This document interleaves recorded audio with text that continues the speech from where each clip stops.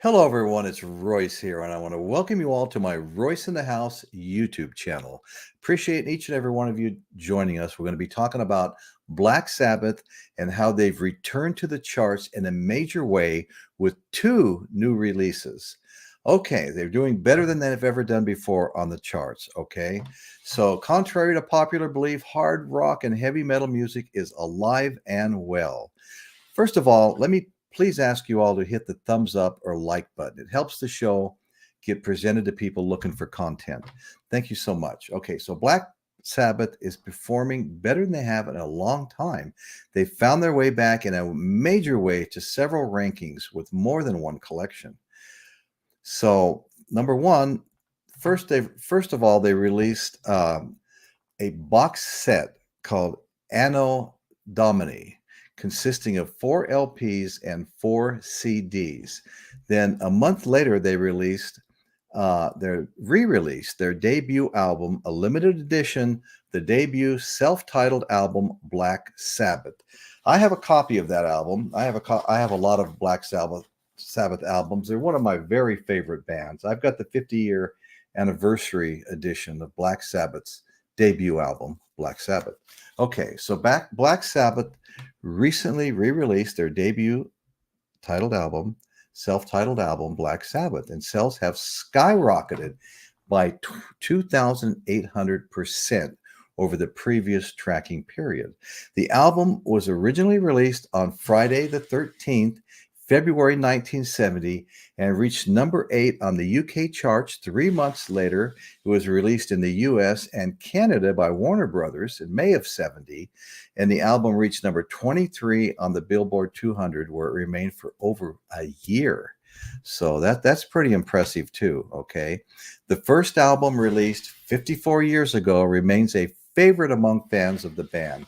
Now, in June 2024, it returns to a number in the Billboard charts with a newly re-released special edition, limited edition, to just a few thousand copies, and the fans quickly snapped them up. Black Sabbath fans showed their love by buying up copies as soon as they were available. The debut album sold 3,365 copies in the past tracking period, according to Luminite. That's a large number for a decades-old release, but it's made even more impressive when compared to how the same album performed in the previous tracking period, selling only 116 copies. So they went from 116 copies, then in the new tracking period with the new re-release, 3,365 copies. Okay. So the album provided, the album's powerful guitar riffs, disturbing imagery, of course, it's Black Sabbath, and athletic drumming have influenced countless bands and continue to influence bands today. The term heavy metal was first used in a 1968 song by Steppenwolf, Born to Be Wild. However, many historians believe that Black Sabbath invented heavy metal music. In the late 60s, the band played loud, hard rock music based on blues music. And that's what I love about Black Sabbath, among many things. But I love all the blues-based rock bands that came out of England. More than 54 years ago, one of the most influential metal albums of all time was unleashed upon the world. A small band out of Birmingham called Black Sabbath released their self-titled debut album, featuring insanely talented young men, Ozzy Osbourne, billward, Geezerbutler, and Tony Iommi, considered the leader of the band. It was a combination made in hell, as songs like the title track reverberated with a sort of dark energy that people are still talking about today. Okay, so the hard rockers see two different titles on the Billboard charts today, notably both on more than one ranking this time around, and one of them even reaches a trio of competitive lists.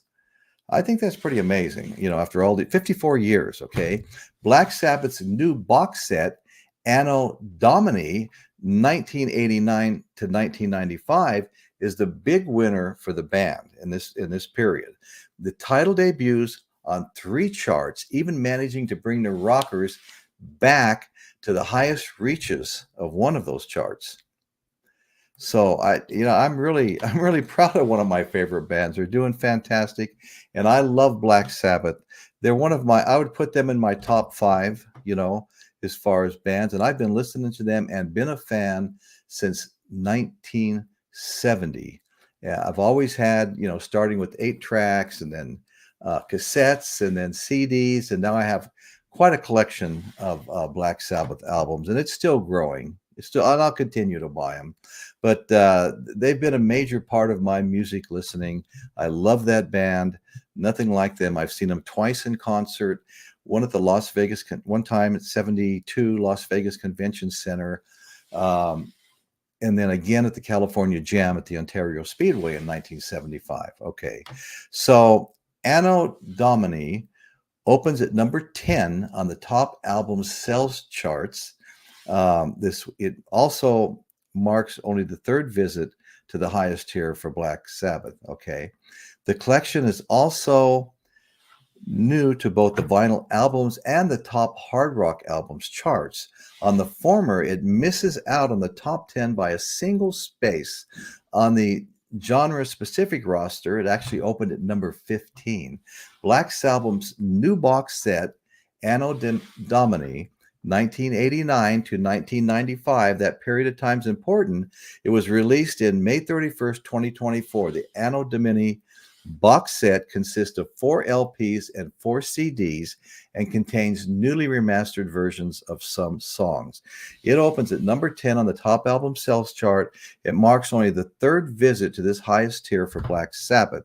Okay, well, the new Anno Domini box set features singer, okay, now this is important, Tony Martin's era of being the front man for Black Sabbath, Tony Martin, okay? Iommi stated, much is often made of Sabbath's work with Ozzy and Ronnie James Dio, but there's great material over Sabbath's time with Tony. And I feel like it gets a little overlooked, okay? That's why releasing this album now is brilliant. We can finally get this out to people who never knew we had albums with Tony. So there you have it, folks. Black Sabbath back on the charts in a big way. I do have, like I said, a nice collection of Sabbath albums, an equally nice collection of Ozzy solo albums. Love them both. And I appreciate you joining me. If you like the content, we have, 350, 360 videos like this. Go to our channel, Royce in the House. Look at a couple of our music-based playlists. And if you like the content, please subscribe to the channel. Go ahead and hit that notification bell. It gives you a one-time notification that new shows are coming on. We do a live podcast every Sunday night at 6:30 p.m. Music-based. We cover different bands, cover different artists. So anyway, thanks again for joining me. And that's what's happening in Royce's world today. Thank you all so much for being here.